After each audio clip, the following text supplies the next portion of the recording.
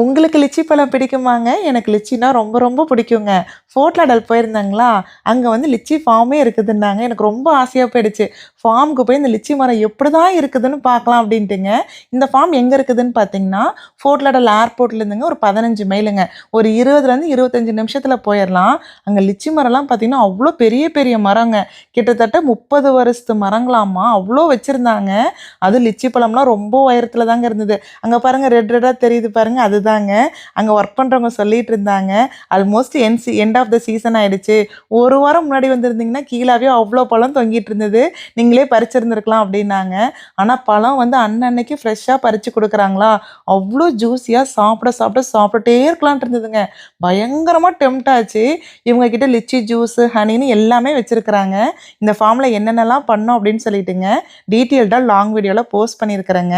கண்டிப்பா செக் பண்ணிட்டு எப்படி இருக்குன்னு சொல்லுங்க.